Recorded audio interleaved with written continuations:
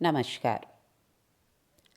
At present, the topic that we are doing is population of Rajasthan. In the previous videos, we studies the major characteristics of Rajasthan and the factors that affect the distribution of population in Rajasthan.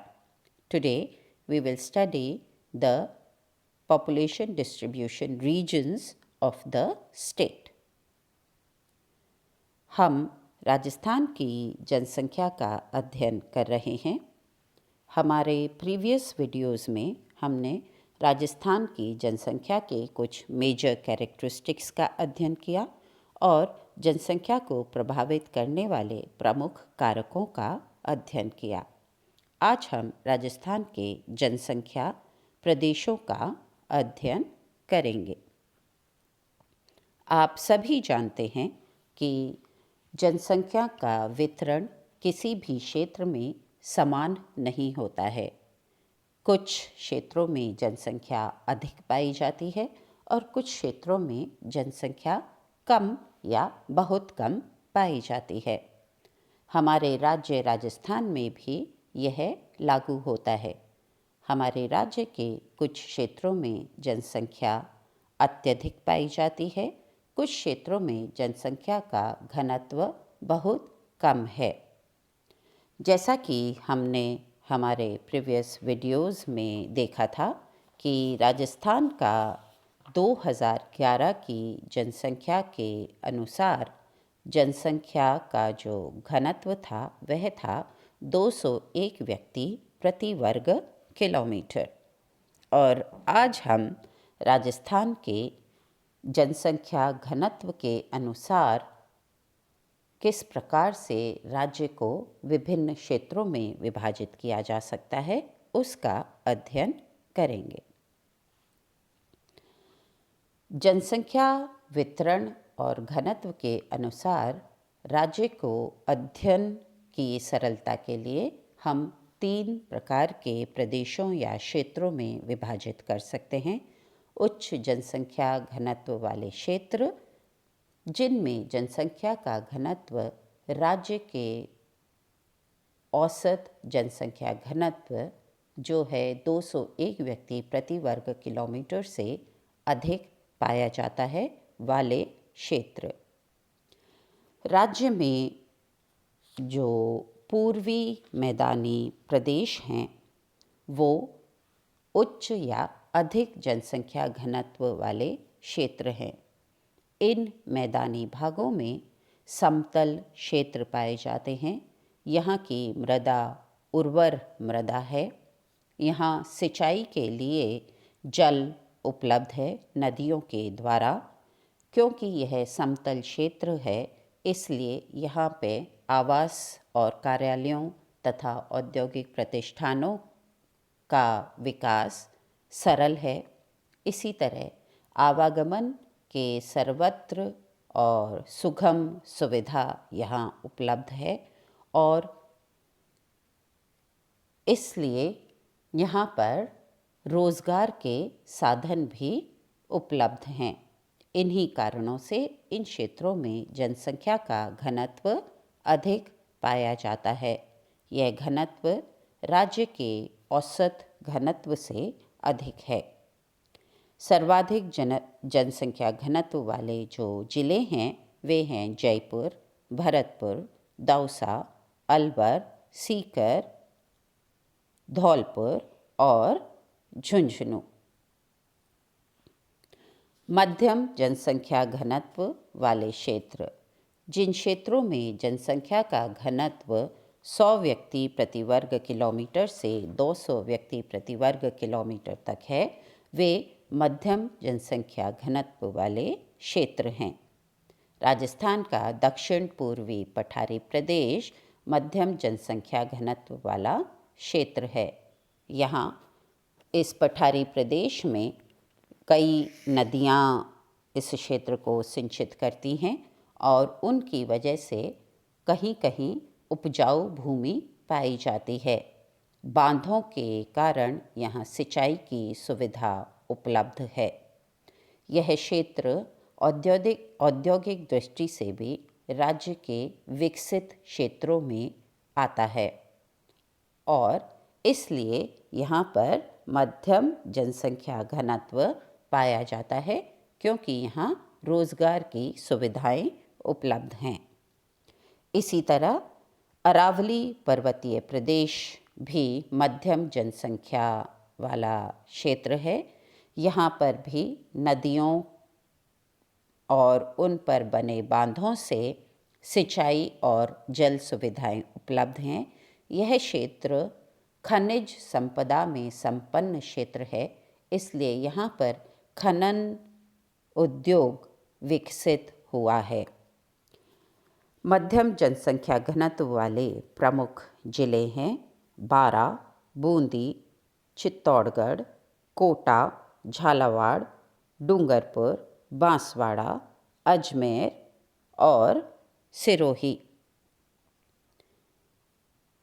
इस क्षेत्र की जो जनसंख्या है वह काली उपजाऊ मृदा के कारण कृषि में भी संलग्न है और कोटा और उसके आसपास क्योंकि उद्योगों का विकास हुआ है इसलिए उद्योगों में भी संलग्न है। कोटा वह क्षेत्र है जहाँ सबसे पहले broad gauge railway line Rajasthan में डेवलप हुई थी, सवाई माधोपुर और कोटा में। तो यह क्षेत्र अन्य राज्यों से भी कनेक्टेड था और इसलिए भी यह क्षेत्र क्योंकि यहाँ पर व्यापार हमारे राज्य से दूसरे राज्यों में चीज़ें भेजने के लिए और दूसरे राज्यों से हमारे राज्य में लाने के लिए ब्रॉड गेज रेलवे लाइन का बहुत अहम रोल रहा है, इसलिए भी यह क्षेत्र विकसित हुआ है।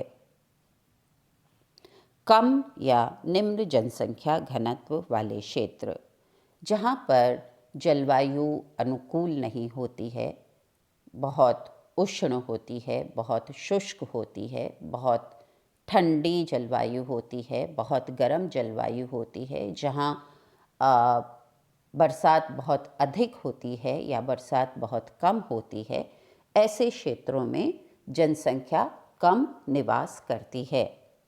और हमारे राज्य में अरावली पर्वत का जो पश्चिमी क्षेत्र है वह एक उष्ण शुष्क मरुस्थलीय क्षेत्र है और इस क्षेत्र में जनसंख्या का निवास कम पाया जाता है। अरावली पर्वतों के पश्चिम में वार्षिक वर्षा का औसत 20 सेंटीमीटर से 50 सेंटीमीटर के मध्य रहता है, इसलिए यह कम वर्षा का क्षेत्र है।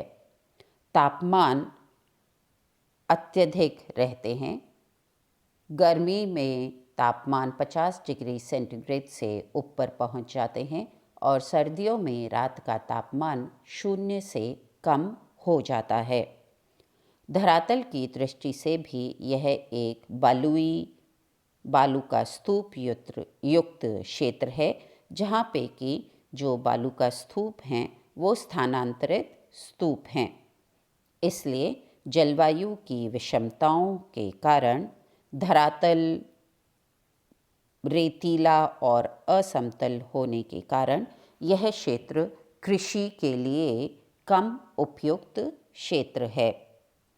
इसके साथ ही यहाँ पेयजल एवं सिंचाई तथा औद्योगिक इकाइयों के लिए जल उपलब्धता में भी कठिनाई होती है। इस कारण और क्योंकि स्थानांतरित स्तूप हैं और रेतीला धरातल है, इसलिए आवागमन की सुविधा का विकास भी पूर्णतया नहीं हुआ है। इन कारणों से औद्योगिक प्रतिष्ठान भी यहाँ कम विकसित हुए हैं। यह क्षेत्र खनिजों में रिच एरिया है। यहाँ पर अभी पेट्रोलियम और नेचुरल गैस के रिजर्व्स पाए गए हैं और कई तरह के बिल्डिंग स्टोन्स भी यहाँ पर मिलते हैं। तो खनन इंडस्ट्री का यहाँ विकास हो रहा है, पर अभी यह पूर्ण रूप से नहीं हुआ है। और इन सब जल की उपलब्धता और जलवायु की विषमता और रेतीला धरातल, ये सभी कारण रहे कि यह क्षेत्र कम जनसंख्या वाला क्षेत्र रहा है। पश्चिमी मरुस्थलीय क्षेत्र के जो ज़िले हैं वहाँ पे जनसंख्या घनत्व 100 व्यक्ति प्रति वर्ग किलोमीटर से कम पाया जाता है। हमारे राज्य में सबसे कम घनत्व वाला जिला जैसलमेर है, जिसमें 17 व्यक्ति प्रति वर्ग किलोमीटर का घनत्व पाया जाता है, 17 पर्सन्स पर स्क्वायर किलोमीटर। इसके साथ ही बाड़मेर, जोधपुर, नागौर, जालौर, पाली, बीकानेर ये सभी कम जनसंख्या घनत्व वाले जिले हैं। तो हम जनसंख्या वितरण और घनत्व के अनुसार राज्य को 3 क्षेत्रों में विभक्त कर सकते हैं। उच्च जनसंख्या घनत्व वाले क्षेत्र जो कि उत्तर पूर्वी मैदानी क्षेत्र हैं, मध्यम जनसंख्या वाले क्षेत्र जो हमारा दक्षिण पूर्वी पठारी क्षेत्र और अरावली पर्वतीय पहाड़ी क्षेत्र मध्यम जनसंख्या घनत्व वाला क्षेत्र है, और पश्चिमी मरुस्थलीय क्षेत्र निम्न जनसंख्या घनत्व या कम जनसंख्या घनत्व वाला क्षेत्र है। धन्यवाद।